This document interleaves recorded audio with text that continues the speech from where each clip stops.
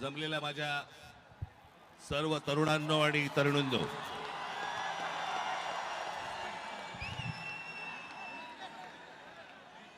आजचा दिवस हा काही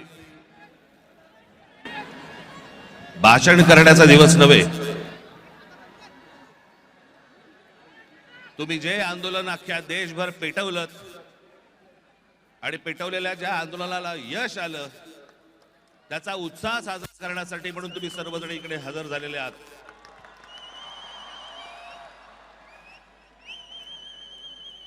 मी कालच म्हटलं होतं की या देशातले जेनझी हे सरकारच्या झेंझ्या कशा उपटतात हे आपल्याला या आंदोलनातनं कळलं.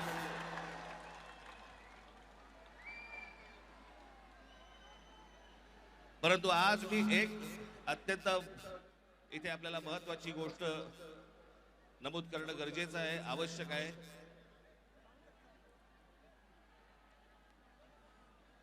की हा नीटच्या परीक्षा पेपर फुटीचं सगळं झालेलं आंदोलन आणि त्याच्यानंतर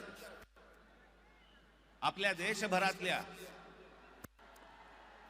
अनेक परीक्षेला बसलेल्या विद्यार्थ्यांनी आत्महत्या केल्या.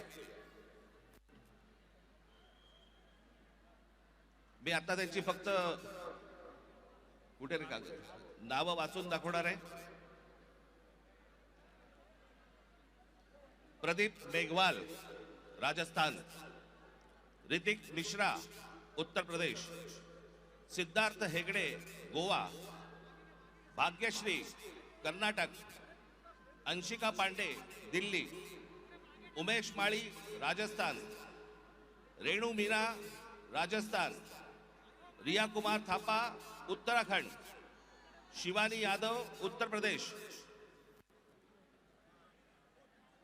अनुकीर्तना तामिळनाडू, कहान पटेल गुजरात, आकांक्षा चतुर्वेदी मध्य प्रदेश, रीमा बेगम आसाम, मैथिली अशोक सोनवणे महाराष्ट्र, अवंतिका मौर्य मध्य प्रदेश, जतीन कुमार उत्तर प्रदेश, गोपिका तामिळनाडू, शेख सना तेलंगणा, वेंटियथांग यनंथाम तामिळनाडू, सिमरन हरियाणा, रोशनी तामिळनाडू या 21 विद्यार्थ्यांनी या परीक्षा पेपर फुटीनंतर आत्महत्या केल्या. माझी आपल्याला सर्वांना नम्र विनंती आहे की आंदोलनाला यश आलंय, आपल्याला आपला उत्साह आपण सगळेजण इथे साजरा करूच, पण या आत्महत्या केलेल्या या विद्यार्थ्यांसाठी आपण 1 मिनिट आपण मौन धारण करू आणि शांत उभे राहू.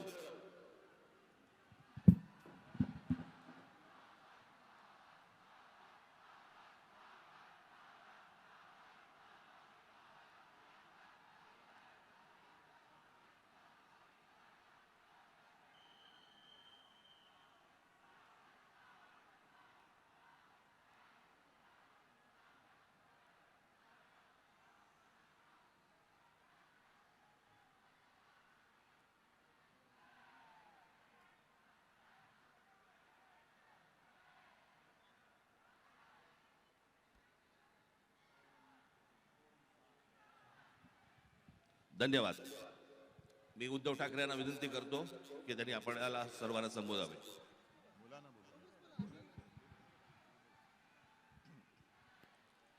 आज केवळ मी आपलं अभिनंदन नाही करत आहे, तर देशातल्या तमाम देशभक्तांना अभिवादन करत आहे. तसं पाहिलं तर आज कोणती निवडणूक कोणी जिंकलेली नाही, पण अंधभक्तांच्या विरुद्ध देशभक्त जिंकलेले आहेत. आणि ही संघर्षाची सुरुवात झालेली आहे. हा संघर्ष भाजप विरुद्ध भारत असा हा संघर्ष आहे. आणि या संघर्षामध्ये आपण सर्वजण जात पात धर्म पक्ष विसरून, होय मी भारतीय आहे, मी देशभक्त आहे, या एकाच भावनेने सहभागी झालात. आणि मी कालच म्हटलेलं आहे